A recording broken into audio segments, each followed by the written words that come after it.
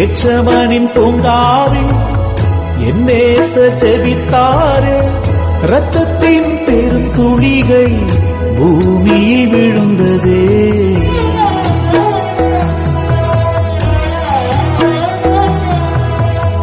என் தலை தண்ணீரும் என் கண்கள் கண்ணீரும் இருந்தால் நலமாகுமே.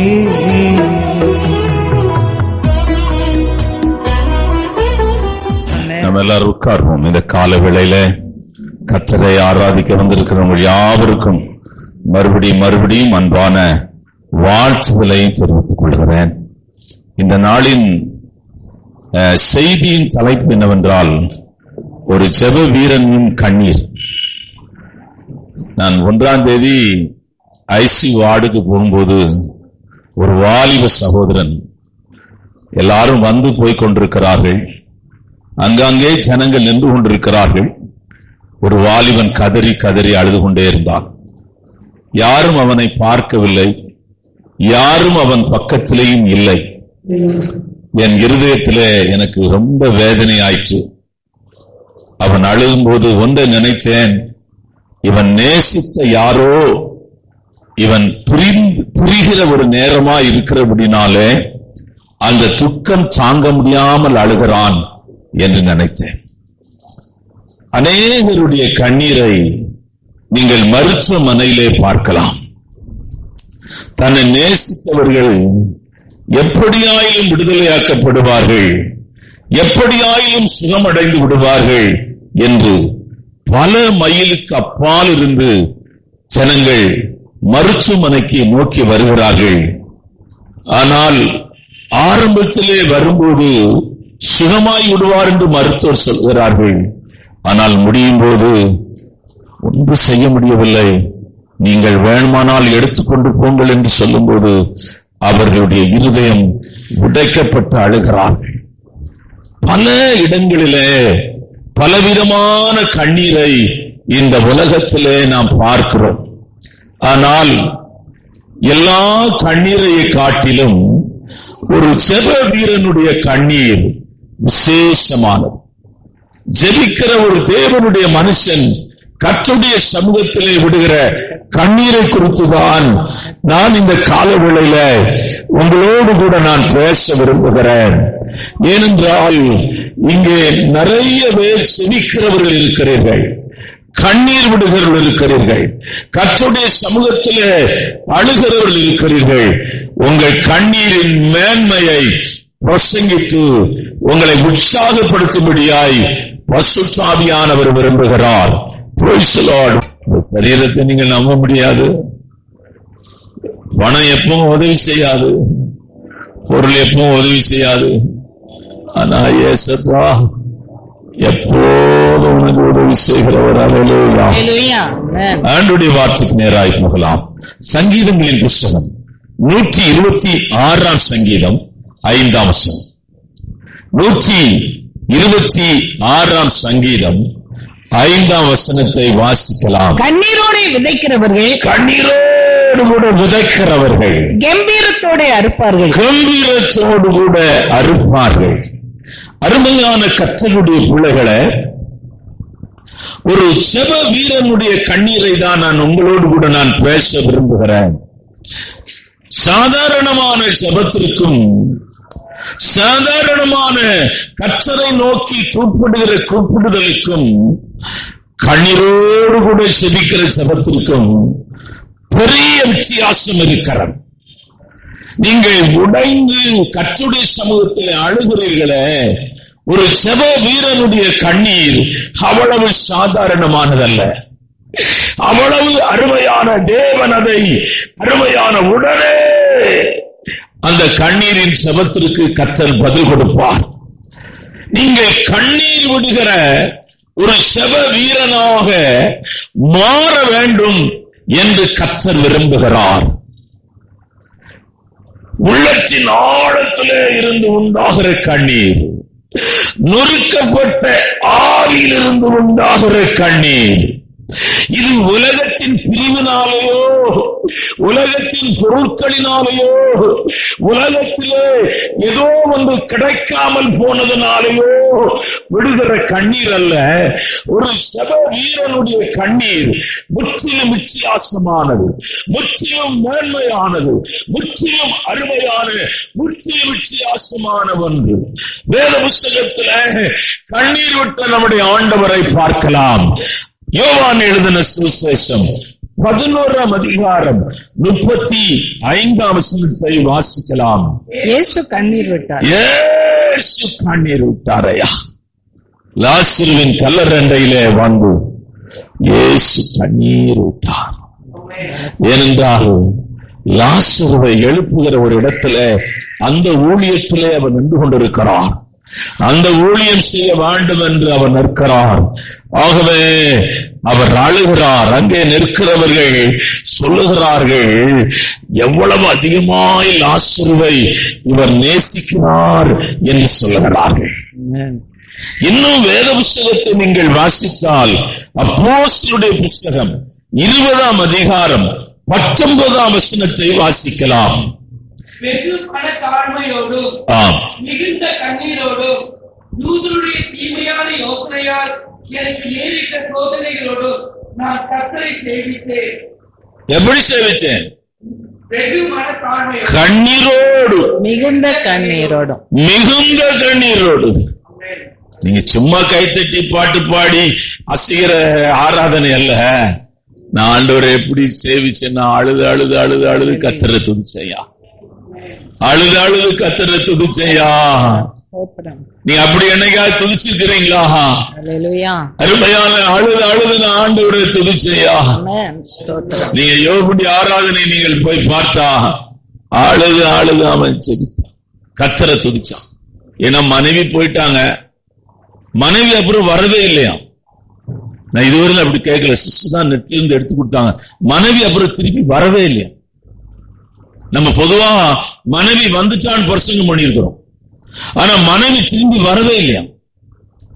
மனைவி அப்படி திட்டிட்டு போனதான் மனைவி அப்புறம் வரலையா. எனக்கு சிஸ்டர் எடுத்து கொடுத்தாங்க, எனக்கு ரொம்ப ஆச்சரியமா இருந்தது. ஏன்னா நான் மனைவி வந்தான்னு பல ஆயிரம் முறை பிரசங்கம் பண்ணியிருக்கிறேன். பிள்ளைங்களும் போயிட்டாங்க, சொத்தும் போயிட்டு, எல்லாம் போயிட்டு, இப்ப அழுதுகிட்டு கர்த்தரை ஆராதிக்கிறாயா. கர்த்தர் கொடுத்தார். அவன் கண்ணுல இருந்து கண்ணீர் எப்படி வரும் தெரியுமா? அப்படியே சாரை சாரையாய் வரும். அவனுடைய ஆராதனை எப்படிப்பட்ட ஆராதனை தெரியுமா? பரலோக அசையா, பரலோக அசையும். நீங்கள் அப்போஸ்தலர் 20ஆம் அதிகாரம் 31ஆம் வசனத்தில் எழுதுகிறார், நான் கண்ணீரோடு கூட புத்தி சொன்னேன் என்று எழுதுகிறார். ஆனவடியால் நான் 3 வருஷ காலமாய் இரவும் பகலும் கண்ணீரோடு இடைவிடாமல் அவனவனுக்கு புத்தி சொல்லி கொண்டு வந்ததே. நான் சொல்றேன், நான் கண்ணீரோடு உங்களுக்கு பிரசங்கம் பண்ணையா. 3 வருஷம் நான் பிரசங்கம் பண்ணையா, கண்ணீரோடு கூட பிரசங்கம் பண்ண. ஏன்னா சபையை குறித்த ஒரு பெரிய தரிசனம் உடையவன் அப்போஸ்தலனாகிய பவுல். சபையை குறித்த ஒரு பெரிய பாரமுடையவன் அப்போஸ்தலனாகிய பவுல். சபையை குறித்ததான ஆழமான ஒரு பார்வை அவனுக்கு உண்டு. ஆகவேதான் அவன் இரத்த சாட்சியாய் மரிக்க போகிறான். கடைசியாய் சொல்லுகிறான், நான் உங்களோடு கூட இரவும் பகலும் பண்ணின பிரசங்கத்தை மறந்து விடாதீர்கள். கொடிய ஓநாய்கள், அந்த வசனத்தை நீங்கள் வாசிக்கலாம் அப்போஸ்தலருடைய புத்தகம். கடைசியாய் நான் போன பின்பு மந்தையை தப்ப விடாத கொடிதான ஓநாய்கள் உங்களுக்குள்ளே வரும். கொடிய ஓநாய்கள் உங்களுக்குள்ளே வரும். உங்களிலும் சிலர் எழும்பி சீஷர்களை தங்களிடத்தில் திருப்பிக் கொள்வார்கள். மாறுபாடானவைகளை போதிப்பார்கள் என்று கண்ணீரோடு கூட அருமையான நான் உங்களுக்கு பிரசங்கிக்கிறேன். சத்ரு அருமையான அதிகமாய் கிரியை செய்கிற ஒரு இடம் சபைதான். ஏனென்றால் நீங்கள் சீவ மார்க்கத்தை நோக்கி பிரயாணம் பண்ணுகிறீர்கள். அருமையான நீங்கள் மகிமையான இயேசு கிறிஸ்து உங்களுக்காக வைத்திருக்கிற சீவ கிரீடத்தை சுதந்தரித்துக் கொள்ளும்படியாய் போகிறீர்கள். உங்களுக்காக தேவன் வைத்திருக்கிற வெண்வஸ்திரத்தை சுதந்திரித்துக் கொள்ளப் போகிறீர்கள். உங்களுக்காக வைத்திருக்கிற அருமையான சிங்காசனத்தை சுதந்திரித்துக் கொள்ளப் போகிறீர்கள். உங்களுக்காய் தேவன் வைத்திருக்கிற நித்திய ஜீவனை சுதந்திரித்துக் கொள்ளப் போகிறீர்கள். யுகமாய் இயேசுவோடு கூட வாழப் போகிறீர்கள். இந்த சத்தியம் சத்துருவாய பிசாசுக்கு தெரியும். உங்களுக்கு தெரிகிறதோ தெரியாமல் இருக்கிறதோ சத்துருவுக்கு தெரியும். நீங்கள் சபைக்குள்ளே வரும்போது அவனுக்கு வந்து தெரியும், இவர்கள் ஜீவனுக்குள்ளே பிரவேசிக்க போகிறார்கள். ஆகவே தடை பண்ண வேண்டும். கசப்புகளை விதைக்க வேண்டும், வெறுப்புகளை விதைக்க வேண்டும், பகை உணர்வுகளை உண்டு பண்ண வேண்டும். இது எல்லாம் ஓநாயினுடைய கிரியைகள், ஓநாயினுடைய கிரியைகள். அருமையான ஓநாய்கள் கசப்புகளை உங்களிலே விதைத்து விடுவான், வெறுப்புகளை விதைத்து விடுவான், பகையை விதைத்து விடுவான். அருமையான பவுல் பிரசங்கம் பண்ணி கொண்டிருக்கிறான். அருமையான அப்போஸ்தலனாகிய பவுல், அவனை போல பிரசங்கியாரை நீங்கள் பார்ப்பது ரொம்ப கடினம். இரவு முழுவதும் பிரசங்கித்துக் கொண்டிருக்கிறான். ஒருவன் பிரசங்கத்தை காட்கவில்லை, ஜன்னல் ஓரமாய் உட்கார்ந்திருந்தான், விழுந்து போனான், விழுந்து மரித்தும் போனான். கர்த்தருடைய வார்த்தை உங்களை நோக்கி வருகிறது என்றால் அது எந்த சபையா இருக்கட்டும், எந்த ஊழியக்காரனா இருக்கட்டும், அருமையான அபிஷேகம் பண்ணப்பட்ட அருமையான அழைக்கப்பட்ட தேவனுடைய ஊழியக்காரன் கண்ணீரோடு கூடதான், அருமையான கண்ணீரோடு கர்த்தருடைய சமூகத்திலே காத்திருந்து கர்த்தருடைய வார்த்தையை பற்றி பிரசங்கிக்கிறான். ஆமென். ஆமென். ஆகவே அடுத்து அப்போஸ்தலனாகிய பவுல், அதான் ஆண்டவர் சொல்றாரு. ஏன்னா அந்த கண்ணீருக்கு முடிவே கிடையாது. ஒரு ஜெபவேலனுடைய கண்ணீருக்கு அவன் சாகுறதுலயும் அழுகிட்டு தான் இருக்கும். எரேமியா சாகுறது வரை அவனுக்கு பேரு புலம்பலின் தீர்க்கதரிசி. அவன் பேரு இன்னும் சொல்ல போனா கண்ணீரின் தீர்க்கதரிசி தான் அவன். அவனுடைய அழைப்பே அழுகிற ஊழியம் தான், அழுகிட்டே தான் இருந்தான் அவன். நீங்கள் வெளிப்படுத்தின புஸ்தகம் 7ஆம் அதிகாரம் 17ஆம் வசனம், வெளிப்படுத்தின புஸ்தகம் 21ஆம் அதிகாரம் 4ஆம் வசனத்தை வாசிக்கலாம். சிங்காசனத்தின் மத்தியில் இருக்கிற ஆட்டுக்குட்டியானவரே, இவர்களை மேய்த்து இவர்களை ஜீவ தண்ணீர் உள்ள ஊற்றுகள் அண்டைக்கு நடத்துவார். தேவன் தாமே இவர்களுடைய கண்ணீர் யாவையும் துடைப்பார். கர்த்தர் உனக்கு எப்படிப்பட்ட ஊழியத்தை நீ வாஞ்சிக்கிறாய், எப்படிப்பட்ட ஊழியம் செய்ய வேண்டும் என்று விரும்புகிறாய், எப்படிப்பட்ட ஊழியத்தின் மேல் உனக்கு ஆவல் இருக்கிறது.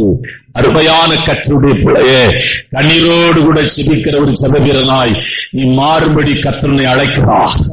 கண்ணீரோடு கூட சிபிக்கும்படியாய், பாழானவைகளை கட்டும்படியாய் கர்த்தர் உன்னை தெரிந்து கொள்கிறார்.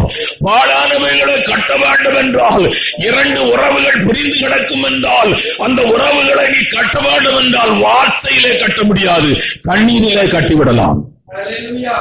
அழ வேண்டும். உடைய நாவை அடக்கிக் கொள்ளுங்கள். இங்க உள்ளதை அங்கே சொல்லுது, அங்க உள்ளதை இங்க சொல்லுது, இதெல்லாம் நீங்கள் அடக்கிக் கொள்ளுங்கள். நீங்கள் செய்ய வேண்டிய ஒன்று, சபையை சற்று பாழாக்கும் போது, சபையை தேவன் உடைக்கும் போது, சபை ஜனங்களை தேவன் பிடிக்கும் போது, நீங்கள் சபையில் எப்படிப்பட்டவர்களாய் இருக்க வேண்டும் என்று கர்த்தர் விரும்புகிறார் என்றால் நீங்கள் ஆடுகிறவர்களாய் மாற வேண்டும். நீங்கள் கண்ணீர் சிந்துகிறவர்களாய் மாற வேண்டும். உங்கள் இருதயம் உடைக்கப்பட வேண்டும். அப்படி உடைக்கப்பட்ட ஒரு செபவீரனாய் நீங்கள் இருப்பீர்களானால் உங்கள் குடும்பம் கட்டப்படும், உங்கள் பிள்ளைகள் கட்டப்படுவார்கள், உங்கள் வியாபாரம் கட்டப்படும், உங்கள் வாழ்க்கை இடிந்த பகுதிகள் எல்லாம் கட்டப்படும். ஏனென்றால் நீங்கள் கண்ணீரோடு கூட நீங்கள் கர்த்தருடைய சமூகத்திலே அழுகிறீர்கள், புலம்புகிறீர்கள். ஆண்டவர் அப்படிப்பட்ட அபிஷேகத்தை உனக்கு தருவாராக, அப்படிப்பட்ட கிருபையை உனக்கு தருவாராக, அப்படிப்பட்ட அருமையான கண்ணீரை கர்த்தர் உனக்கு கொடுப்பாராக.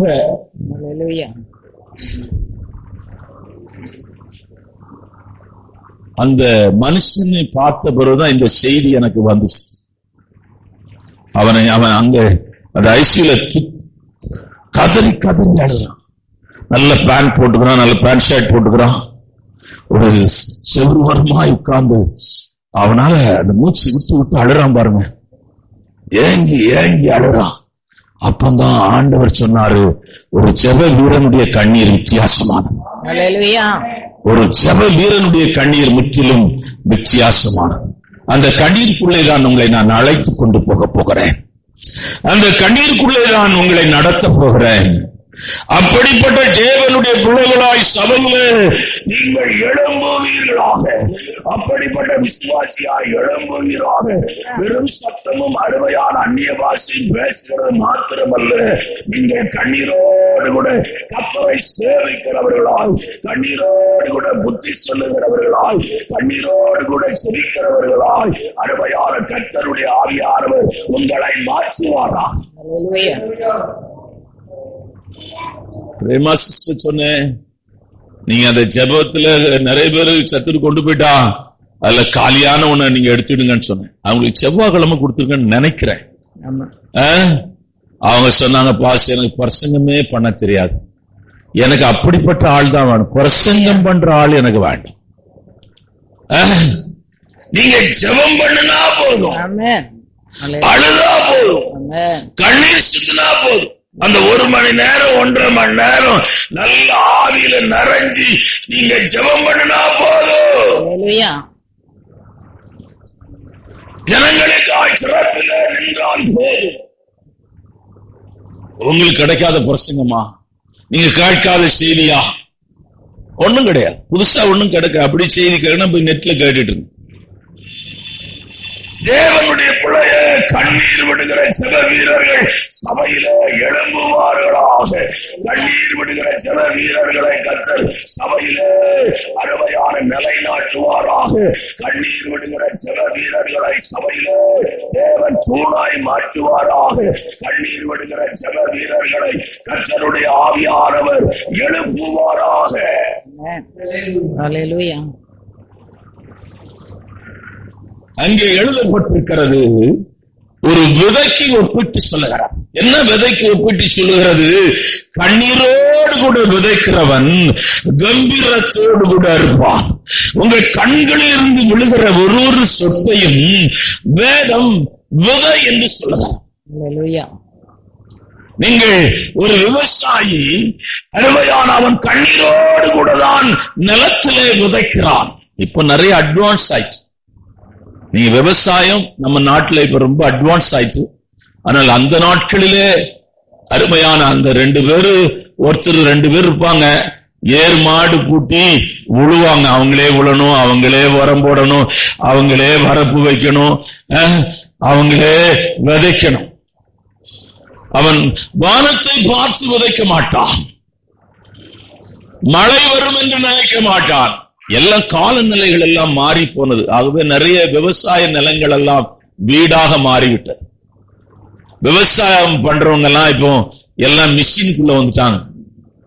எல்லாம் இப்போ மாடெல்லாம் தேவையில்லை, எல்லாம் மிஷினே உழுது, மிஷினே எல்லாம் விதைச்சு, மிஷினே அறுத்து, மிஷினே அங்க விதைக்கிற இடத்துல மூட்டையெல்லாம் கட்டிட்டு வந்துடுறாங்க. இன்னும் சொல்ல போனா அரிசி ஆகிட்டு வந்துடுறாங்க. அந்த அட்வான்ஸ் ஆயிடுச்சு. ஆனால் ஒன்று, கண்ணீரோடு கூட அவன் விதைக்கிறான். விதைக்கும் போது அவனுடைய உணர்வுகள், அவனுடைய எண்ணங்கள், அவனுடைய சிந்தனைகள், அருமையான அவனுடைய பேச்சுகள் எல்லாம் அவ்வளவு உற்சாகமாயிருக்காது. ஆனால் அறுக்கும் போது அவனுடைய உணர்வுகள், எண்ணங்கள், பேச்சுகள் எல்லாம் வித்தியாசமாயிருக்கும். அவன் சொல்றான், நான் 10 மூட தான் எதிர்பார்த்தேன், ஆனா 15 மூட வந்து போச்சு. நான் எதிர்பார்த்தது விதைத்ததான விதையினுடைய பலன் இவ்வளவுதான் என்று நினைத்தேன். ஈசாக்கு விதைத்தான், 100 மடங்கு பலனை பெற்றுக் கொண்டான். கர்த்தருடைய ஆவியானவர் தீர்க்க தரிசனமாய் உன்னோடு கூட இந்த காலவேளையிலே பேசுகிறார். என்ன பேசுகிறார் என்றால், அருமையான நீ கண்ணீரோடு கூட விதைக்கிற விதைகள் எல்லாம் 100 மடங்கு ஆசீர்வாதத்தை, 100 மடங்கு மேன்மையை, 100 மடங்கு அருமையான நன்மையை உன் வாழ்க்கையிலே அதை கொண்டு வரும். 100 மடங்கு பலனை கொண்டு வரும். அவன் விதைத்தது அந்த இடத்திலே விழுந்தது ஒரு விதைதான். ஆனால் அந்த இடத்திலே இப்பொழுது அவன் அறுக்கிறான், பல அருமையான கதிர் கட்டுகளை அறுக்கிறான். Amen. Amen. Glory to God. உன் கண்ணீரை காண்கிற ஒரு தேவன் உண்டு. உன் வேதனையை காண்கிற தேவன் ஒருவர் உண்டு. இரவிலே நீ அழுத கண்ணீரை கர்த்தர் அலட்சியம் பண்ண மாட்டார், அற்பமா எண்ண மாட்டார். கர்த்தருடைய பிள்ளையே, நீ கண்ணீரோடு கூட விதைக்கிற விதை பெரிய பலனை கொண்டு வரும்.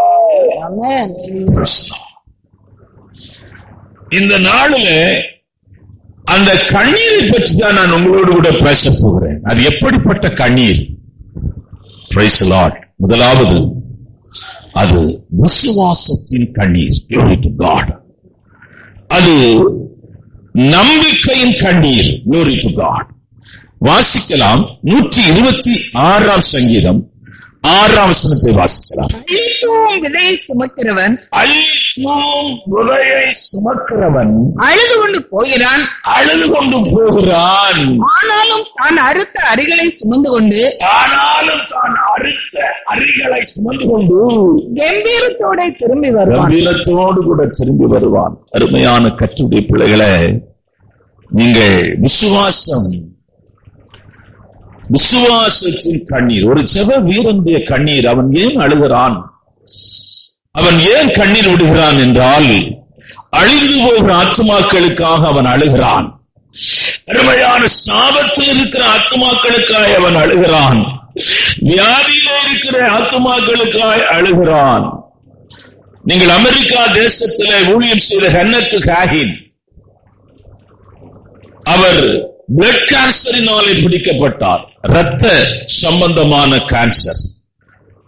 17 வயதுல மருத்துவர் சொன்னார், இன்னொரு 20 நாள் இல்ல 25 நாள் தான் நீங்க இருப்பீங்க, அப்புறம் செத்து போயிருவீங்க. அவங்ககிட்ட எல்லாரும் சொன்னாங்களா, அவர் என்ன சாப்பாடு கொடுத்தாலும் கொடுத்துருங்க, என்ன வேணாலும் கொடுங்க, அவர் இனி இருக்க போறது இல்ல, அவருக்கு ஒன்னும் பெரிய மருந்து ஒண்ணும் நாங்க ஒன்னும் ஸ்டார்ட் பண்ண போறது இல்ல. நிறைய பேர் சந்திக்க வந்திருக்கிறார். ஒரு 12 வயசு பெண், அருமையான, அந்த பெட்ல நின்று இப்படி ஜெபம் பண்ணாங்களா. என்ன ஜெபம் பண்ணாங்கன்னா, ஆண்டவரே உடைய தழும்பினால் சுகமாகும் என்று சொன்னீரே. அவன் சொல்லும் போது அவளுடைய கண்ணீர் வந்து அவருடைய சரீரத்தின் மேல விழுந்துச்சான். அவருக்கு அப்படியே அவர் நினைச்சானா, எத்தனையோ பேர் நம்மளை பார்க்க வந்தாங்க, ஆனா இந்த பெண் ஏன் இப்படி அழுகிறாள்? அவருடைய தழும்புகளினால் சுகமானீர் என்று அழுதாளே. இதுல ஏதோ ஒண்ணு இருக்குது. அவர் அந்த வார்த்தையை பிடித்துக் கொண்டார். அப்படி ஒரு தழும்பு இருந்தால் என்னை சுகமாக்கட்டும், அப்படி ஒரு தழும்பு இருந்தால் என்னை விடுதலையாக்கட்டும், அப்படி ஒரு தழும்பு இருந்தால் என் மரண கட்டிலிருந்து என்னை விடுதலையாக்கட்டும் என்று அவர் போராடி கொண்டிருந்தாராம். ராத்திரியில ஒரு காயப்பட்ட கரத்தை தன் தரிசனத்திலே பார்த்திருக்கிறார். அந்த தரிசனத்திலே அந்த காயப்பட்ட கரம் அவரை தொட்டது. காலையிலே மருத்துவர்கள் அருமையான வார்டுக்குள்ளே வந்து சரீரத்தை செக் பண்ணும்போது அவர்கள் சொன்னார்களாம், உடைய கேன்சர் எங்க போனது என்று எங்களுக்கு தெரியவில்லை, உடைய கேன்சர் எப்படி சுகமானது என்று எங்களுக்கு தெரியவில்லை. அருமையான ஏதோ ஒன்று சரீரத்திலே வித்தியாசமான ஒன்று நடந்திருக்கிறது. 65 வயசு வரையிலும் இயேசுவை பிரசங்கித்திருக்கிறார். அதிகமா எனக்கு குறிப்பிட்ட நேரம் இப்ப அவங்க மகன் ஊழில் நடத்துறாங்க. லினு வீட்டு பக்கம் தான் அந்த சபை இருக்கு. சொல்லுவா, சில நேரம் நான் அந்த சபைக்கு போவேன். எதுக்காய் சொல்லுகிறது என்றால், அருமையான அந்த பைபிள் காலேஜ் ஒன்று வச்சுக்கிறார். பல ஆயிரம் ஜனங்கள் உலகம் எங்கிலும் அங்க பைபிள் காலேஜ் படிச்சு போயிருக்கிறான். எதுக்காக சொல்றேன்னா, தேவனுடைய பிள்ளையே, உன் கண்ணீர் ஒரு வியாதியை சுகமாக்க முடியும். உன் கண்ணீர் மரித்து போற ஒரு மனிதனை வீரோடு கூட எழுப்ப முடியும். மரணத்தின் கட்டிலே இருக்கிற ஒரு மனுஷனை விடுதலையாக்க முடியும். முதலாவதாக அது விசுவாசத்தின் கண்ணீர். அது சாதாரணமான கண்ணீர் அல்ல. கண்ணீர் விடும்போது அவனுக்கு ஒண்ணு தெரியும், ஜெப வீரனுக்கு கர்த்தர் அற்புதம் செய்வார். அவன் ரோமருக்கு எழுதின நிருபம் 4ஆம் அதிகாரம் 21ஆம் வசனத்தை வாசிக்கலாம். ரோமர், தேவன் வாக்குத்தத்தம் பண்ணினதை நிறைவேற்ற வல்லவராய் இருக்கிறார் என்று முழு நிச்சயமாய் நம்பி தேவனை மகிமைப்படுத்தி விசுவாசத்தில் வல்லவனானான். அந்த விசுவாச வீரன் தான் ஜெப வீரன். நீங்க நல்லா புரிஞ்சுக்கிடுங்க. விசுவாச வீரன் தான் ஜெப வீரன். ஜெப வீரன் வந்து ஜெபம் பண்ணி அழுகால். நம்ம சபையில ஒரு ஏசாஸ்னு ஒரு பிரதர் வந்தார். சவ்வாது மலையில ஊழியத்துல சார். அவங்க யாரும் ட்ரெஸ் அதிகமா போட்டிருக்க மாட்டாங்க அப்போ. இப்பெல்லாம் ட்ரெஸ் எல்லாம் போட ஆரம்பிச்சிட்டாங்க. அவங்க ஆகாரம் மரம் அப்படி இந்த காய்கறிகளை தான் சாப்பிடுவாங்க. மிஷனரி ஸ்தாபனத்திலிருந்து அவரை நீங்க சவ்வாது மலைக்கு போங்கட்டார். அவர் ஒன்னும் பெரிய பிரசங்கம் எல்லாம் பண்ண மாட்டார். ஆனா நல்ல ஜெப வீரன். அவர் ஒழுந்து கடந்து இங்கேயும் வந்திருக்கிறார். பயங்கரமா ஜெபம் பண்ணுவார், அழுவார். நான் அவற்றை கேட்டேன், நீங்க அந்த ஊர்ல போய் ஊழியத்துக்கு போனீங்களே, எவ்வளவு பேர் இயேசு ஏற்றுக்கொண்டாங்கன்னு கேட்டேன். அவர் சொன்னார், ஒரு 20 பேர் ஏற்றுக்கொண்டாங்க. அந்த மலையில உள்ள ஒரு பிரதர் தான் இந்த தெருவில் இருக்கிறார், இன்ஸ்பெக்டர். அவர் சொன்னார், இந்த குடும்பம் அந்த மலையில நான் ஜெபம் பண்ணும் போதுதான் இந்த பிரதர் ரட்சிக்கப்பட்டார். இந்த தெருவில் இருக்கிறார். அவருக்கு இன்ஸ்பெக்டரா ரிட்டையர்ட் ஆனார். எதுக்காக சொல்ல வர்றேன்னு கேட்டீங்கன்னா, அவர் சொல்றாரு, இவங்க மலையில இருந்தவங்க மலைவாசிங்க. தேவனுடைய பிள்ளையே, இந்த நாளிலே ஒரு கண்ணீரின் செவம் ஒரு மனிதனை உருவாக்க முடியும். நீங்கள் அதை விசுவாசிக்க வேண்டும். 1 சாமுவேலின் புத்தகம் 1ஆம் அதிகாரம் 15ஆம் வசனத்தை வாசிக்கலாம். அப்படி அல்ல ஆண்டவரே, நான் மரத்திலே ஸ்ரீ நான் அழுது கொண்டு இருக்கிறேன். அருமையான கர்த்தருடைய சமூகத்திலே அழுது கொண்டிருக்கிற மகளே, கர்த்தருடைய சமூகத்திலே கண்ணீர் விடுகிற மகளே, கர்த்தருடைய சமூகத்திலே நீ விட்ட கண்ணீரை நீ மறந்திருக்கலாம். பரலோகம் மறக்கவில்லை, தேவன் மறக்கவில்லை. அற்புதம் நடந்தது. சாமுவேல் என்னும் ஒரு பிள்ளை அவள் பெற்றெடுத்தாள். 40 வருஷம் சாமுவேல் இஸ்ரவேலை நியாயம் விசாரித்தார். அவனை போல ஒரு தீர்க்கதரிசி எழும்பினதில்லை. அவனை போல உண்மை உள்ள ஒரு தீர்க்கதரிசியை பார்ப்பது இஸ்ரவேலிலே கடினமாயிருந்தது. இந்த நாளில் காலை வேளை ஆராதனையிலே அருமையானவன் கண்ணீரின் சபத்திற்கு கொடுக்கிற பதில் மேன்மையான உள்ளதாயிருக்கும், மகிமை உள்ளதாயிருக்கும், ஆசீர்வாதம் உள்ளதாயிருக்கும், நன்மையை உன் வாழ்க்கையிலே கொண்டு வருகிறதா இருக்கும். அடைக்கப்பட்ட வாசல்கள் திறக்கப்படும், இரும்பு சங்கிலிகள் உடைக்கப்படும், வனாந்திரத்திலே வழிகள் உண்டாகும், வெட்டாந்திரையிலே நீரூற்றுகள் உண்டாகும். இது எப்படி நடக்கும் என்றால், ஒரு ஜெப வீரனுடைய கண்ணீர் பலத்த காரியங்களை செய்ய வல்லமை உள்ளதா இருக்கிறது.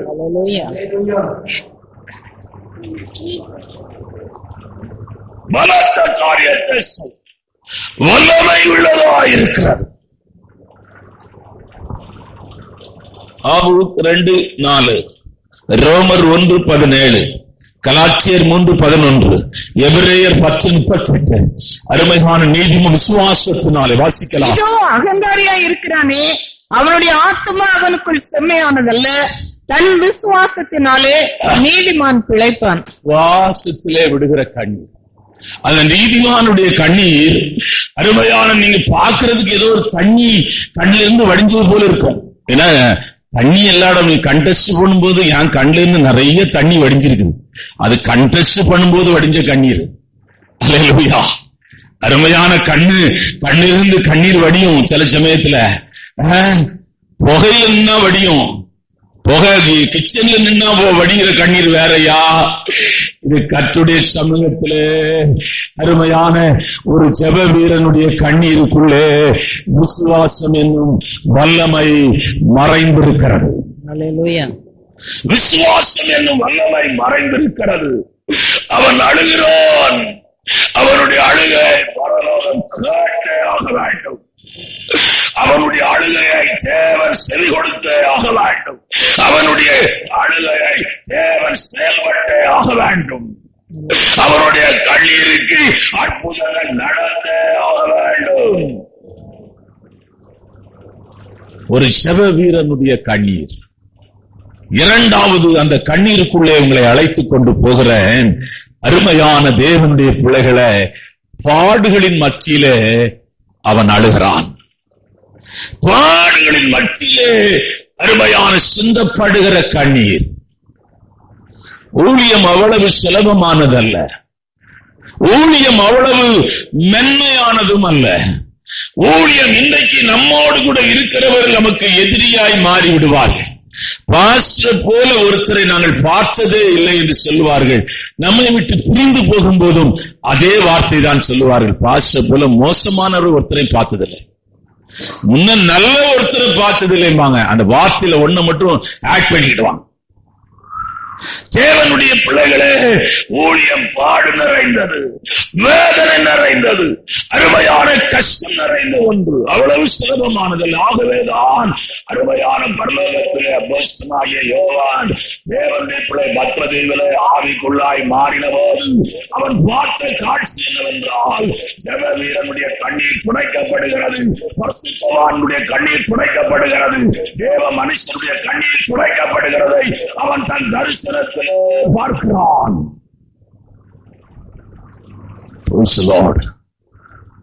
அவ்வளவு சுலபமானதல்ல, நீங்கள் நினைக்கிறது போல அவ்வளவு சுலபமானதல்ல. ஏனென்றால் சத்ரு அவனோடு கூட போராடுகிறான், சத்ரு போராடுகிறான். நான் சில நேரம் நினைப்பேன், ஆண்டவர் இவ்வளவு பாடு, இவ்வளவு கஷ்டம், நீ வசனத்தை பிரசங்கம் பண்ணலன்னா உனக்கு இவ்வளவு பாடு கிடையாது. சும்மா தீர்க்க தரிசனம், பேய் ஓட்டுனது, இந்த ஊழியத்தை நீ செய்தேன்னா உனக்கு அந்த அளவுக்கு வராது. நீ வசனத்தை பிரசங்கம் பண்ணாதான் ஜனங்க சத்தியத்திலே கட்டப்படுவார்கள். சத்தியத்திலே கட்டப்படுகிற மனுஷன் தான் கர்த்தருடைய ராஜ்யத்துக்குள்ளே போக முடியும். அருமையான கண்ணீர் வாசிக்கலாம். 1 பேதுருவின் புத்தகம் 5ஆம் அதிகாரம் 10ஆம் வசனத்தை வாசிக்கலாம். நான் கடந்த வாரத்தில் நம்மை தமது நித்திய மகிமைக்கு அழைத்தவராய் இருக்கிற சகல கிருபையும் பொருந்திய தேவன் தாமே கொஞ்ச காலம் ரட்சிக்கப்பட்டு அபிஷேகம் பெற்று வரங்களெல்லாம் பெற்று ரொம்ப உற்சாகமாய் ஊழியத்துல வருவாங்க. ஆனா ஊழியத்துல நான் பயிற்சி பெற்ற இடத்துல எல்லாம் இருக்கவே முடியாது. ஒரு நாள் அங்க கடத்துறதே ரொம்ப கஷ்டம். திடீர்னு பாத்தீங்கன்னா பெட்டி படுக்க எல்லாரையும் போட்டு போயிடுவாங்க. போன் பண்ணுவாங்க, அவன் பொருளெல்லாம் வந்து எடுத்துட்டு போப்பா. ஐயா எனக்கு நாங்க வரவே மாட்டேன்றோம். அவ்வளவு கஷ்டம். நீங்க ஊழியம் அவ்வளவு கஷ்டம், ரொம்ப கஷ்டம். நான் சில சமயம் இந்த டான் பாஸ்கோ ஸ்கூலு இங்க போய் பார்ப்பேன், ஃபாதருங்க ஆபீஸ் ரூம் பார்ப்பேன். நம்ம இந்த ஊழியம் செய்யலாம், நல்லா இருக்குல்ல, பெரிய டேபிள் ஆபீஸ், வெளிய ஜனங்க ஃபாதரை பார்க்க வெயிட் பண்ணிட்டு இருக்கிறாங்க. எவ்வளவு பெரிய ஆளாலும் வெளியே தான் உட்கார்ந்து இருக்கணும். ஏசி ஓடுது, அவரை கண்டா எல்லாம் நடுங்குறாங்க, பயப்படுறாங்க. நல்லா இருக்கு. ஆனா இந்த ஊழியத்துக்கு நம்மளை கர்த்தர் அழைக்கல. ஆண்டவர் நம்மளை அழைச்சது பாடணும். அவரோடு கூட நீங்கள் பாடுபட்டால் அவரோடு கூட ஆளுகை செய்யும். ஏன்னா நான் உண்மையை நினைச்சதுனால உங்களுக்கு பிரசங்கம் பண்றேன். அங்க போய் உட்கார்ந்து இருந்த ஃபாதர் ஆபீஸ் ரூம் எல்லாம் பார்த்தா என்ன மாறி, அவருக்கு எவ்வளவு ஒர்க்கர்ஸ், வேலை செய்யறவங்க எவ்வளவு பேர் இருக்கிறாங்க நீங்க நினைக்கிறீங்க? அவ்வளவு ஒர்க்கர்ஸ். பெல் அடிச்சா 3 பேர் ஓடி வராங்க, ஃபாதர் கூப்பிட்டீங்களான்னு. நம்ம பெல் அடிச்சா நாய் கூட வராது. நம்ம தான் செய்துக்கணும் நம்ம வேலைகள், யாரும் வரமாட்டாங்க. பாடனுபவிக்கிற ஊழியா அவரோடு கூட பாடனுபவி. கிரேஸ் பார்த்தா அப்பா இவ்வளவு கஷ்டம் இருக்குதா, இந்த பக்கமே சபை பக்கமே தலை கூட வைக்க பயப்படுறான். இவ்வளவு பிரச்சனையா இருக்குது, இவ்வளவு பாடா இருக்குது. இந்த பையனை வேணா நீங்க ஊழியத்தை வச்சுங்க, நான் வரலன்னு போயிட்டேன்.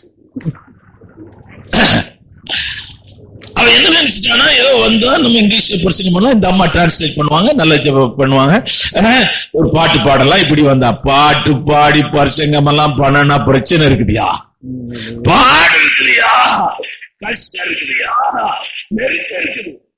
அவ்வளவு சுலபமானதல்ல. அவரோடு கூட நீங்கள் பாடுபட்டால் அவரோடு கூட நீங்கள் ஆளுகை செய்வீர்கள். பாடுபட பாடுகிற ஊழியத்துக்கு யாரும் வரமாட்டாங்க, யாரும் வரமாட்டாங்க. இப்ப தினகரன் எவாஞ்சலிஸ்டா இருக்காரு, அவங்க பையன் எவாஞ்சலிஸ்டா இருக்காங்க, அவங்க மனைவி எவாஞ்சலிஸ்டா இருக்கிறாங்க. ஐயோ, பேர பிள்ளைங்க இன்னும் வயிற்றுல இருக்கிற பிள்ளை கூட ஊழியத்துக்கு வருது. ஏன்னா அவ்வளவு கோடி சொத்து இருக்குது.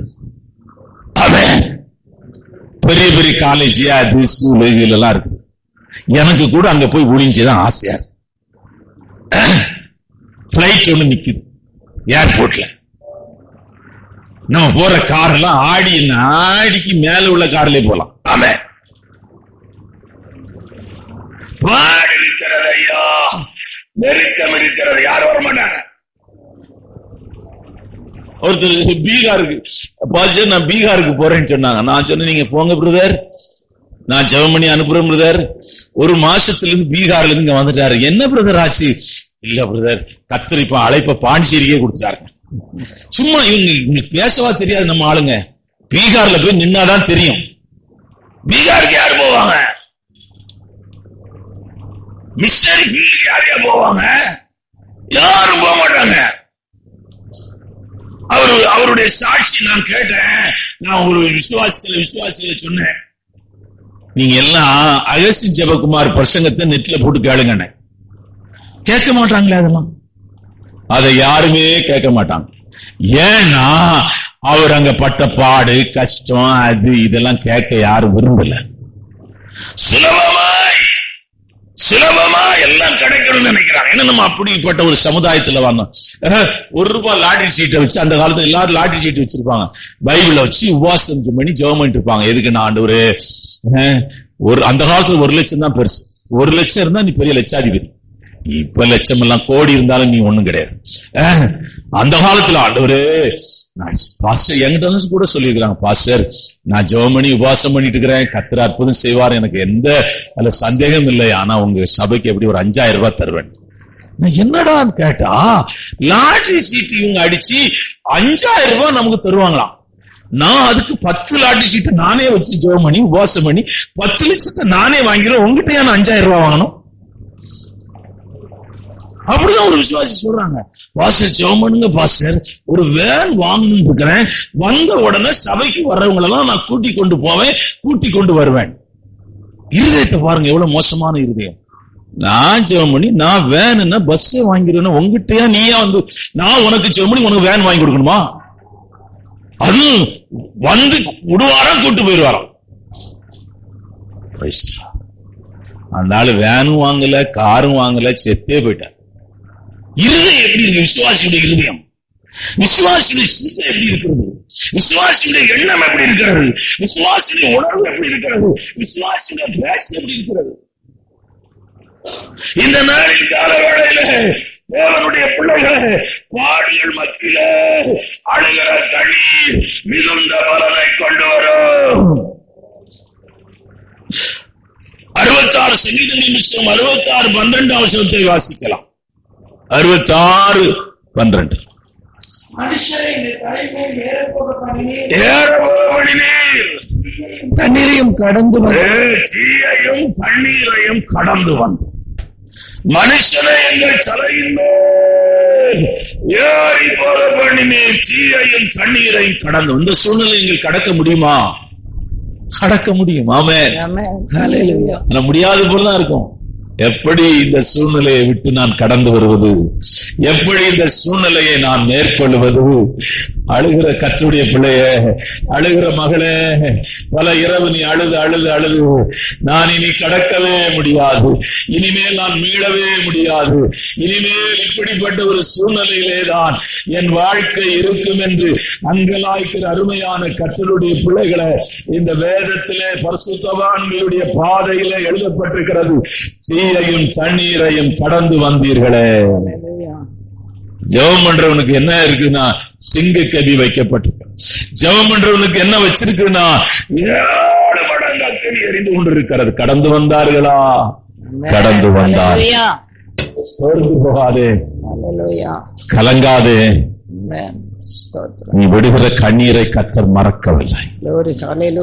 ரகசியம் ஜெபகுமார் ஒரு இடத்துல மீட்டிங்ல இருக்கும்போது அவருடைய மனைவி சொன்னாங்களா, பிள்ளை இறந்து போச்சு, உடனே வாட்சி அவர் சொன்னாரா, நான் வரேன், நான் பந்தா இருக்குது, எப்படி வர முடியும்?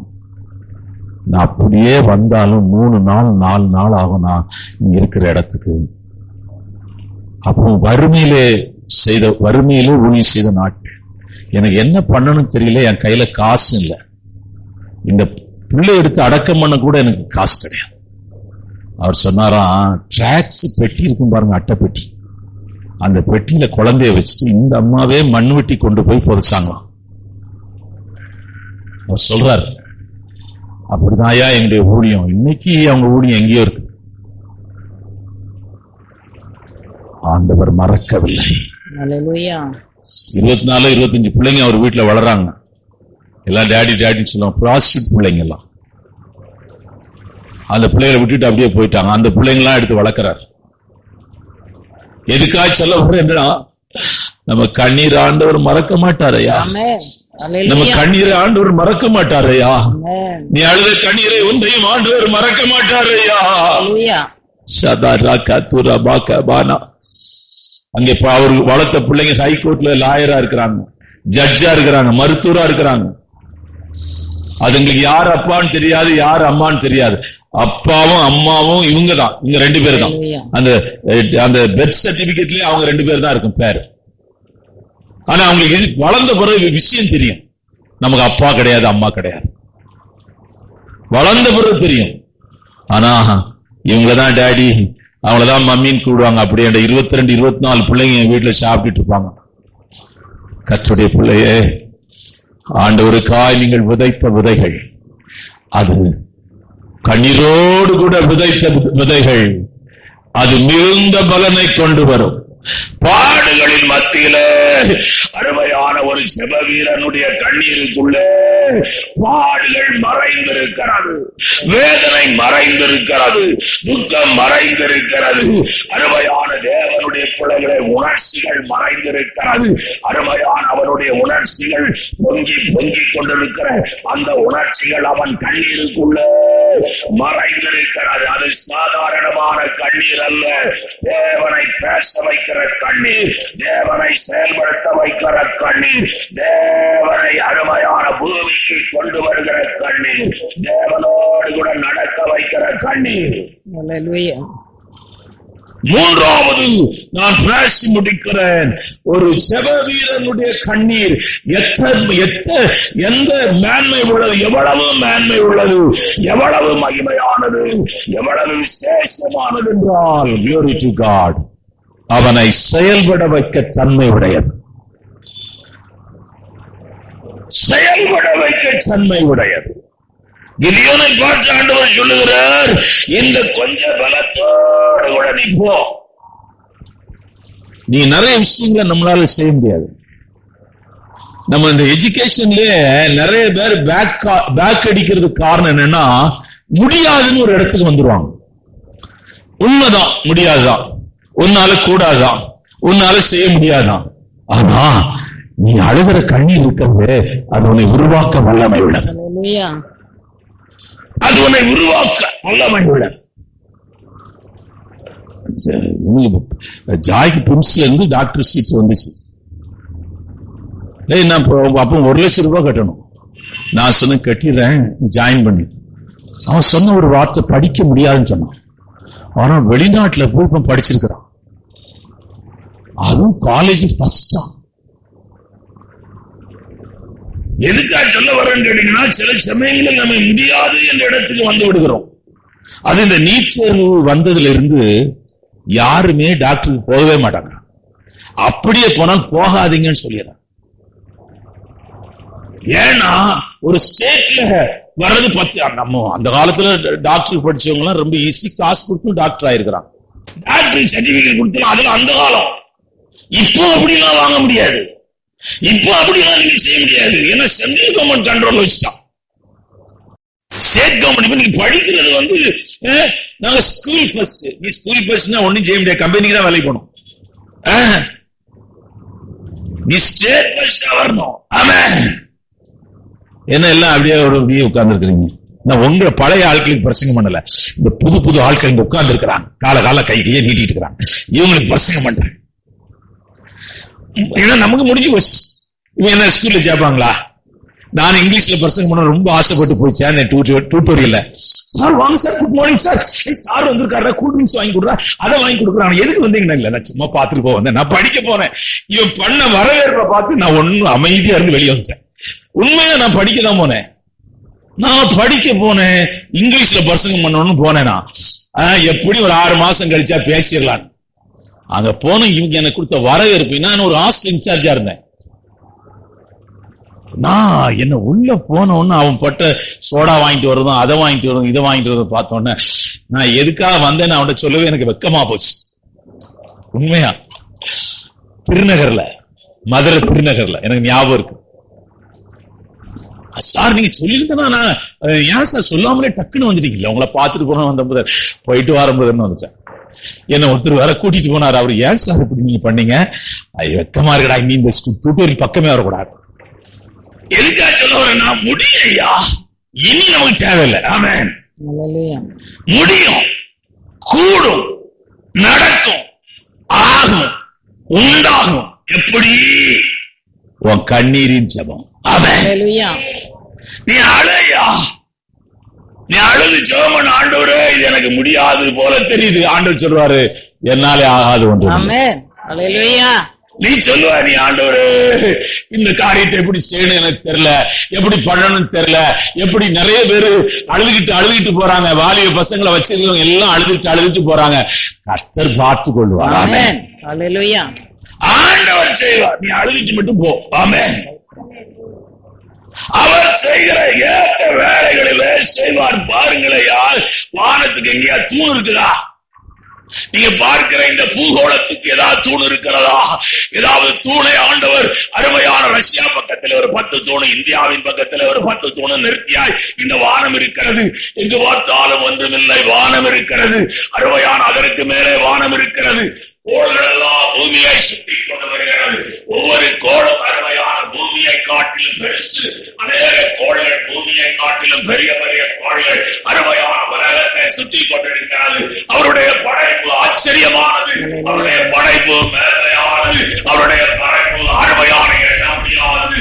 அப்படிப்பட்ட மகாபெரிய தெய்வத்தை நீ ஆராதிக்கிறாய். கர்த்தர் உன்னை கொண்டு பெரிய காரியங்களை செய்வார். எல்லா விஞ்ஞானத்தை கண்டுபிடிச்சவங்க 75% கிறிஸ்டியன்ஸ் தான், 25% தான் மற்றவங்க. நீங்க இப்ப பாக்குற லைட்டா இருக்கட்டும், ட்ரெயினா இருக்கட்டும், பிளைட்டா இருக்கட்டும், எல்லாம் அந்த காலத்துல ஆபரேஷன் பண்ணா 2 கையை கட்டி அந்த படம் போட்டு சிக்மர் கிட்ட போய் பாருங்க, அப்படியே போனா படம் போட்டுருக்கு. 2 கையை கட்டி வச்சு, காலெல்லாம் கட்டி வச்சு, தலையை சுத்தி இருக்க அடிச்சு எழுப்பி, அது கூட அங்க எல்லாம் மருந்து எல்லாம் ஊற்றி அருமையான இந்த மாடி வைக்கிற ஊசியை விட்டு ஊசி போட்டு கட்டி விட்டுக்கிறாங்க. அவன் எப்படி குடிச்சிருப்பான் பாருங்க. இப்ப அப்படியா? இது நீங்க ஒரு 10 வருஷத்துக்கு ஆபரேஷன் செய்யறது போன டாக்டருக்கு வேலையே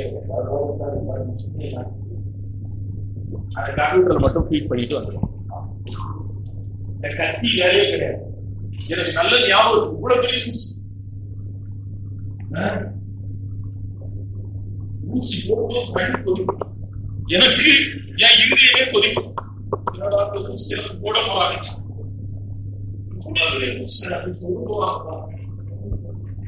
கண்டு இருந்து தண்ணீர் சொட்டு வரும். டாக்டர் சொல்லுவாரு, கொஞ்சம் ஒண்ணு ஆகாது. உனக்கு குத்தி பார்த்தா தெரியும், நான் மனசு நினைச்சுக்கிடுவேன். உனக்கு ஒண்ணு ஆகாது. நான் சின்ன பையனா இருக்கும்போது அப்படி யோசிப்பேன். உனக்கு குத்தி பார்த்தா தெரியும், உன் பிள்ளைக்கு குத்தி பார்த்தா தெரியும், உன் மனைவிக்கு குத்தி பார்த்தா தெரியும், அப்படி மனசு நினைப்பேன். இப்படி நினைச்சிட்டு இருக்கும்போது அந்த அம்மா வந்து குத்திடுவாங்க.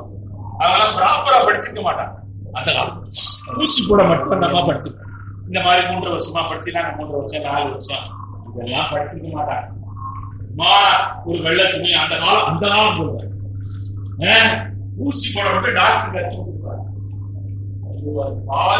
உள்ள போய் வெளியே வரும்போது உயிரே இருந்தது பாருங்க. அது 7 நாள் போடணும்னா எப்படி 7 நாள் தொப்புல சுத்தி ஊசி போடணுமா? நாய் கடிச்சா நாய் கடிச்சு நான் பட்ட பாடு. எங்க அம்மாட்ட அழுத உட்கார்ந்து, நிறைய பேர் போடுறாங்களா, நீனு போய் போடுறான். இன்னும் புருஷனை போடுற மாதிரி பெரிய அழுகுங்க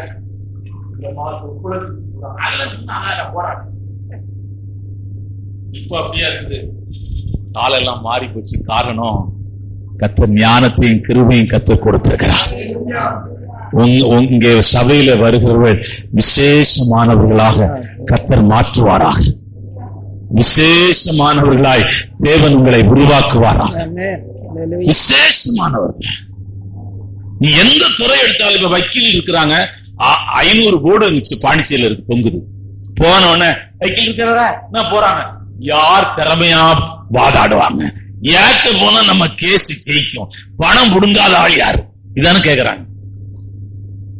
நான் அப்படிதான் கேட்டு இப்ப இன்னொரு வக்கீல வச்சுக்கிறேன். பணம் புடுங்குவாரா அவரு, சும்மா சும்மா இழுத்து இழுத்துலாம் அடிக்க கூடாது, இவ்வளவு நாள்ல முடிக்கணும், இவ்வளவு காசு தருவான், முதலே பேசிடுவார். தேவனுடைய பிள்ளையே, கர்த்தர் திறமை, உன்னாலே செய்ய முடியாததை, உன்னாலே கூடாததை, ரொம்ப முடியாத உலகத்தில் ஒண்ணு என்னன்னா சொல்லுங்க, முடியாது என்னையா பாப்போம். இது யாரு ஆன்சர் சொல்லும்? பாசமா யார் முடியாதது என்ன? 60 சிரிக்கிறீங்க, முடியாதுன்னு. சோறுகள்லாம் பொங்கிடலாம், ஒன்னும் பிரச்சனை இல்லை. சோறு பொங்கிடலாம், குழம்பு வச்சிடலாம், அதெல்லாம் ஒண்ணு முடியாது. என்னவோ முடியாது, என்னவோ கங்காமா கண்ணாடி எல்லாம் போட்டு வச்சுக்கிறீங்க, என்ன முடியாது? தேவனுடைய வேலைதான் கஷ்டமான வேலை, அதுதான் முடியாது. ஏன்னா பிசாசு துரத்தணும், வியாதியை சுகமாக்கணும், ஜனங்களை ஆசீர்வதிக்கணும், இது முடியுமா? முடியாது, கஷ்டமான வேலை. ஒரு அம்மா, அது என்ன ஊரு, இப்ப அங்க கூட்டம் அந்த அம்மா இருக்கிற ஊர்ல இருந்து வந்துச்சு. மந்திரவாதிங்க நிறைய பணம் வாங்கியிருக்கிறான், 40,000 45,000 வரையிலும் பேய் விரட்டுறதுக்கு வாங்கிட்டான். இப்ப அந்த பேய் போகல, எங்கிட்ட கூட்டு வருவாங்க, கூட்டு வந்தாங்க, எவ்வளவு காசு கொடுப்பாங்கன்னு கேட்டாரு. அந்த பாஸுக்கு எவ்வளவு பணம் வைப்பாங்க. அவர் மந்திரவாதி பேரும் நம்மள ஒரு ஆளை நினைச்சுட்டான். அவங்க சொன்னாங்களாம், பாசு காசு வாங்க மாட்டாரு, அப்ப சாப்பாடு வாங்கி தருவாரு. அப்படியா? சாப்பாடு வாங்கி தருவாரா? ஆமா. அவங்களுக்கு நம்பிக்கையே இல்ல, பாசு சாப்பாடு வாங்கி தருவாரு, காசு வாங்க மாட்டாரு. அப்போ அங்க போகணும், ஏன்னா ஃப்ரீயா போய் வேட்டுற இடம். இவ்வளவு நாள் மந்திரவாதி குறிச்சு சொல்றவன் அவன் காசு வாங்கி பண்ணிட்டு இருந்தான். இங்க வந்து ஒரே ஆட்டம். அந்த அம்மாட்ட சொல்லும், பேய் ஆடுது. நான் சொன்னேன், ஆடட்டு, கொஞ்ச நேரம் ஆடட்டு, அப்புறம் நான் பாக்குறேன். இப்படின்னு சேர்ல உட்கார்ந்துருந்தேன். அது ஆடுது, உருளுது, போகுது, வருது, எல்லாம். அப்புறம் ஜெபம் பண்ணா உட்காருது. அப்புறம் 3 பார்சல் தயிர் சாதமோ இன்னொரு லெமன் சாதமோ வாங்கி டீ கொடுத்து சாப்பாடு கொடுத்து போச்சு. ஒழுங்கா சர்ச்சுக்கு வந்துச்சு. இப்ப கொஞ்சம் உயர்வு வந்தவொன்னு சர்ச்சை விட்டுட்டு ஒழுங்கா வந்துச்சு.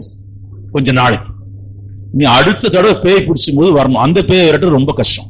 அது பேக்ஸ்லேஷ் ஸ்பிரிட், அது பொல்லாத ஆவி, பின்மாற்றத்தின் ஆவி. அதை விரட்டு ரொம்ப கஷ்டம். நீங்க சாதாரண பேயை விரட்டிடலாம், சத்தியத்தை கேட்டு அபிஷேகம் பெற்று கிருபை பெற்று அவன் பின்மாற்றத்துல போறான் பாருங்க, அவனை திருப்பி வந்து அந்த பேயை விரட்டுறது சாதாரண காரியம் இல்லை. இந்த பசங்கெல்லாம் நான் கேட்டுக்கிறேன், இந்த பாஸ்டர் ஓல்டு பாஸ்டர் இதெல்லாம் அவனுக்கு சர்வஸ். அந்த அவனுக்குள்ள இருக்கு பாருங்க, அந்த பேயை விரட்டணும்னா இது உபவாசத்தினாலும் ஜபத்தினாலே அன்றி வேறு ஒன்றிலையும் போகாது. ஆமென். பேக்ஸ்லேடு போய் பின்மாற்றத்திலே போய் வந்து ஒரு மனுஷனை உயிர்ப்பிக்கணும்னு சொன்னோம், அது பெரிய காரியம். இடிந்து போன அலங்கத்தை கட்ட வேண்டும். நெகேமியா அவன் அருமையான அரசாங்கத்திலே வேலை செய்து கொண்டிருக்கிறான். அடிமையாய் போன இடத்துல அவனுக்கு ஒரு நல்ல வேலை கிடைத்தது. அரசு அருமையான பானபாத்திரக்காரனா இருந்தான். ராஜாவினுடைய அருமையான சிங்காசனத்துக்கு முன்னே எப்போதும் நின்று கொண்டிருக்கிறவன். ஆனால் அவனுடைய இருதயத்திலே ஒரு பெரிய பாரம். நம்முடைய முற்பிதாக்கள் ஆராதித்த தேவனுடைய ஆலயம் இடிக்கப்பட்டு கிடக்கிறது. அங்கே இருக்கிற ஜனங்கள் அருமையான தேவனுடைய பிள்ளைகளை சிறுமை அனுபவிக்கிறார்கள். இஸ்ரவேல் ஜனங்கள் சிறுமை அனுபவிக்கிறார்கள். சன்பல்லாத்தும் தொபியாவும் இஸ்ரவேல் ஆலயத்திலே துன்மார்க்கமாய் சீவிக்கிறார்கள். முற்றிலும் ஆலயம் இடிக்கப்பட்டு கிடக்கிறது. இதை உயிர்ப்பிக்க வேண்டும், இதை கட்ட வேண்டும். வேதம் சொல்லுகிறது பெரிய வேலை என்று எழுதப்பட்டிருக்கிறது. நீங்கள் நெகேமியாவின் புத்தகம் 1ஆம் அதிகாரம் 4ஆம் வசனத்தை வாசித்தால் இந்த பெரிய வேலை என்று எழுதப்பட்டிருக்கிறது. வாசிக்கலாம். இந்த வார்த்தைகளை கேட்டபோது நான் உட்கார்ந்து அழுது சில நாளை துக்கித்து பரலோகத்தின் தேவனை நோக்கி மன்றாடி, இந்த பெரிய வேலை அருமையான முன்பாக தன் கைகளை திடப்படுத்தினார். அவனுக்கு முன்னாடி ஒரு பெரிய காரியம் வைக்கப்பட்டுச்சு. அவன் நினைச்சான், அவன் என்ன செய்தான் தெரியுமா? அந்த 1ஆம் அதிகாரம் 4ஆம் அதிகாரத்துல அழுதான். நீ 1:4 வாசிங்க, அதை வாசிங்க. அவன் ரொம்ப நாள் அழுது வார்த்தைகளை கேட்ட பொழுது நான் உட்கார்ந்து அழுது கண்ணீர் கண்ணீர் தான் நம்முடைய சப்ஜெக்ட். அருமையான கர்த்தருடைய பிள்ளை அவன் அழுதான். எதுக்கு அழ போறான்? அந்த அழுகையின் கண்ணீர் வடிச்சு பாருங்க. இந்த கண்ணீர் நெகேமியாவை பெரிய வேலை செய்கிற ஒரு மனுஷனாக மாற்றினது, உருவாக்கினார். நீங்க அழுது இவன் பாத்தீங்க, கையில் முன்னாடி இருக்கிற எருசலேம் அலங்கத்தை கட்டி இவன் ரிச் மேன் கிடையாது. ஏதோ ஒரு சம்பளம் வாங்குறான், ஏதோ அவனுக்கு அவன் வாழ்க்கை, அவன் குடும்பம், மனைவி, பிள்ளைங்க, அவனுக்கு நல்ல சாப்பாடு, நல்ல ட்ரெஸ், ஏன்னா ராஜாவின் உடை அவனுக்கு கொடுக்கப்படும், நல்ல சுகமான இடத்துல இருக்கிறான். ஆனால் அவனுக்கு முன்னாடி ஒரு பெரிய சவால் இருந்தது. என்ன சவால்னா, இடிந்து போன அலங்கத்தை நம்ம எப்படி கட்ட முடியும்?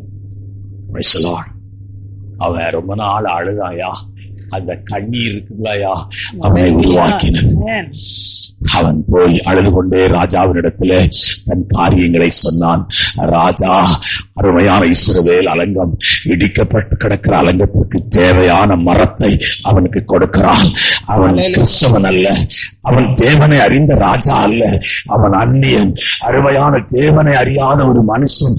ஆனால் கர்த்தர் அவனுடைய உள்ளத்திலே பேசி, அவனுடைய இருதயத்திலே பேசி, ஆலயத்திற்கு உண்டான மரங்களை அவன் கொடுக்கிறான், பொருட்களை கொடுக்கிறான், பணங்களை கொடுக்கிறான். அருமையான தேவனுடைய பிள்ளைகளே, இந்த கிரியை எப்படி நடந்தது என்றால், அவன் அழுத கண்ணீரினாலே நடந்தது. செய்ய முடியாத ஒன்றை, செய்யக்கூடாத ஒன்றை, செய்ய நடக்க முடியாத ஒன்றை அவருடைய கண்ணீரின் ஜெபம் செய்ய வல்லமை உள்ளதாய் இருக்கிறது.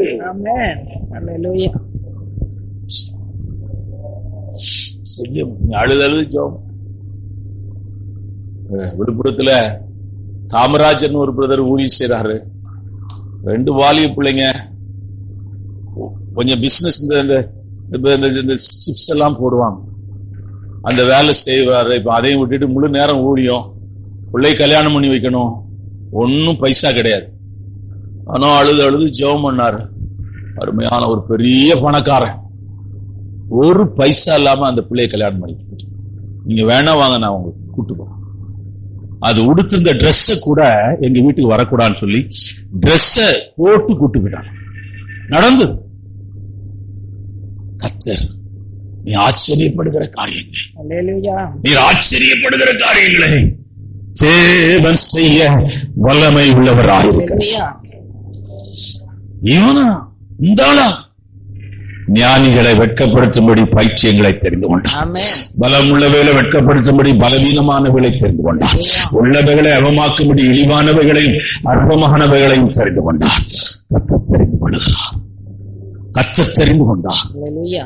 நீ கோல் நினைச்சாதீங்கயா, அது மோசே கரத்துல போனா பாம்பாகும். நீ சாதாரண மனுஷன் நினைச்சிடாதீங்க. கர்த்தரை ஆராதிக்கிற தேவனுடைய பிள்ளைகள், கர்த்தரை துதிக்கிற தேவனுடைய பிள்ளைகள், அழுது செபிக்கிற ஒரு ஜெப வீரனை நீ அற்பமா எண்ணி விடாதே,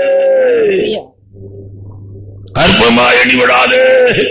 அவனுக்கு விரோதமாய் எழும்பி விடாதே, அவனுக்கு விரோதமாய் பேசி விடாதே, அவனை குற்றப்படுத்தி விடாதே.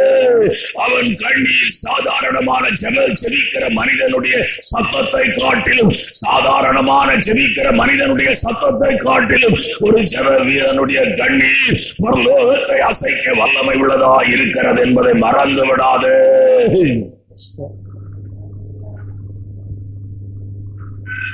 அவன் அழுதா போதியா, பரலோகம் அமைதியா இருக்காது. அவன் அழுதா போதியா, இயேசுநாதர் அமைதியா இருக்க மாட்டாரையா. அவன் அழுதா போதியா, இயேசுநாதர் கிரியை செய்வாரையா. ஓ ரபா காசாந்தா ராக்காபானா, அவர் கிரியை செய்வார். அப்படியே நாம் ஜெபிக்கலாம். நன்மைக்கு காத்திருந்து காத்திருந்து காத்திருந்து இந்த புதிய வருஷத்தின் கால வேளையில சோர்ந்து போய் தான் நான் வந்திருக்கிறேன், உடைந்து போய் தான் வந்திருக்கிறேன். கர்த்தருடைய அற்புதத்துக்காய் நான் காத்திருக்கிறேன். அருமையான மகளே, உன் கண்ணீரை கர்த்தர் தன் திருப்தியிலே வைத்திருக்கிறார். உன் கண்ணீர் ஒன்றும் மறக்கப்படுவதில்லை. யாருமில்லாத வீட்டை பூட்டி நீ சத்தமிட்டு அழுதாயே, உன் கண்ணீரை தேவன் கண்டிருக்கிறார். அவர் அழுகையின் பள்ளத்தாக்கை உருவ நடந்து அதை நீரூற்றாய் மாற்றுகிறார்கள். ஆளுகையின் பள்ளத்தாக்கை உருவ நடந்து அதை நீரூற்றாய் மாற்றுகிறார்கள். ஆண்டவரே, இந்த காலவேளையில் நீர் பேசின எல்லா வார்த்தைகளுக்காய் ஸ்தோத்திரம். ஒரு ஜெப வீரனுடைய கண்ணீரின் உள்ளே மறைந்து கிடக்கிற 3 காரியங்களை எங்களோடு கூட நீர் பேசினதற்காய் ஸ்தோத்திரம். ஆண்டவரே, இந்த காலவேளையில நம்முடைய பிள்ளைகள் அழுத எல்லா கண்ணீருக்கும் மிகுந்த பலன் உண்டையா. ஆண்டவரே, உமக்கு ஸ்தோத்திரம். உடைய கரத்தில வைக்கிறேன். இயேசு கிறிஸ்துவின் வல்லமையுள்ள நாமத்தில் செபிக்கிறேன் பிதாவே. என் ஆத்துமாவே கர்த்தரை ஸ்தோத்திரி, என் முழுவதுமே பரிசுத்த நாமத்தை ஸ்தோத்திரி. என் ஆத்துமாவே கர்த்தரை ஸ்தோத்திரி, அவர் செய்த சகல கர்த்தராகிய இயேசு கிறிஸ்துவின் கிருபையும் பிதாவுடைய அன்பும் பரிசுத்த ஆவியானவருடைய அந்நியமும் இந்த காலவேளை ஆராதனையில் வந்த ஒவ்வொருவரோடும் விசேஷ விதமாயிருப்பதாக.